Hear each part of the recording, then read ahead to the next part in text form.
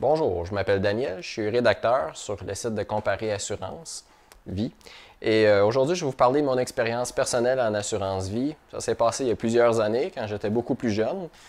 Je crois que j'avais 25 ans à l'époque. Et mon expérience, c'est une erreur que j'ai commise et je voudrais que vous puissiez bénéficier de mon erreur et de cet article. Donc, à l'époque, j'étais marié. Je vivais à Waterville, en Estrie, et mon beau-père était un courtier en assurance. Donc, un jour, il est venu nous voir avec une excellente offre et il nous a demandé, à moi et ma conjointe de l'époque, si nous voulions souscrire à une assurance vie universelle, ce qui veut dire qu'il y a un volet épargne en plus à l'intérieur, de 14 par mois, et ça nous donnait une couverture de 100 000. Donc, 100 000 c'était beaucoup, surtout pour cette époque-là. J'ai maintenant 39 ans, donc vous voyez, ça fait quand même un petit bout de temps.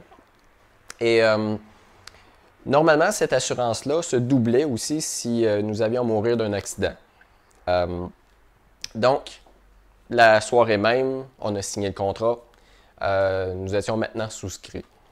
Bon, les années sont passées. On s'est endetté, on était jeunes, on faisait des mauvais choix. On a déménagé ensuite en Beauce, dans une maison de 32 000 $. La différence qu'on a réussi à avoir avec notre ancienne maison a couvert les dettes, vous savez. Et bon, donc, nous étions rendus à ce moment-là en Beauce. Et c'est arrivé que nous avons dû divorcer, ma conjointe et moi de l'époque. Et je suis revenu en Estrie à ce moment-là. Toujours avec mon assurance vie, je la payais toujours à tous les mois. Et un de mes bons amis m'a dit, ça serait une bonne chose que tu fasses ton bilan financier. Vous savez, regarder toutes les dépenses, tous les achats, actifs, passifs, regarder ce que je pouvais couper dans mes dépenses. Et donc, j'ai coupé mon assurance vie à cette époque-là. Et je me suis dit, un jour, je pourrais toujours reprendre une assurance vie. C'est pour les personnes qui sont plus vieilles, normalement, n'est-ce pas? Ça ne sert à rien à mon âge. J'étais encore sous la trentaine. Et donc, j'étais voir mon beau-père, mon ex-beau-père à ce moment-là, de l'époque, pour lui dire, lui signifier que je voulais annuler ça. Il m'a bien dit de ne pas le faire, que c'était une mauvaise idée. Je ne l'ai pas écouté. Vous savez un peu la frustration du moment, le divorce. Tout ce qu'il y avait à faire avec mon ex, je voulais rien savoir, donc j'ai annulé ça. Peu après, je tombais malade, j'ai perdu mes intestins dans une opération et déjà mes chances s'amenuisaient un peu pour réussir à avoir une autre assurance vie, mais existait encore. J'ai commencé à travailler dans un hôtel et j'ai eu un accident, il y a une auto qui m'a renversé. À partir de ce moment-là, à tous les jours, je perdais conscience au moins une fois par jour. C'est un peu plus difficile de trouver une assurance vie à ce moment-là. Et donc, quand j'ai vérifié, et il n'y a aucune compagnie d'assurance vie ou même d'assurance, normalement, qui voudrait couvrir une personne comme moi parce que le risque est trop grand. Vous savez, c'est comme ça qu'ils vérifient si vous êtes éligible à une assurance en vérifiant votre taux de risque. Et donc, mon risque était trop grand. J'ai vérifié, la même assurance qui me coûtait 14 $ à l'époque m'aurait coûté pour la même chose, le même taux à 100 000, à 72 $. Et de toute façon, je n'y avais même plus droit, vous savez, à cause de ma santé. Donc, j'ai regardé ce qui me restait comme option. Il me restait l'option de l'assurance vie sans examen médical.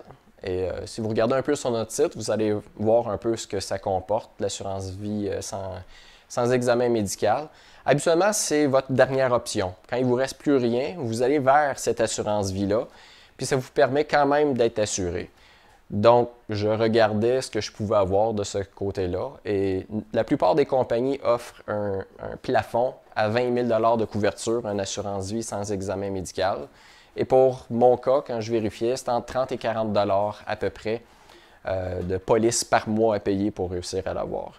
Donc, moi-même, je suis en train d'y penser beaucoup. Parce qu'à 20 000 $, vous savez, ça repaie mes funérailles, mon enterrement et sinon, pas beaucoup de choses de plus.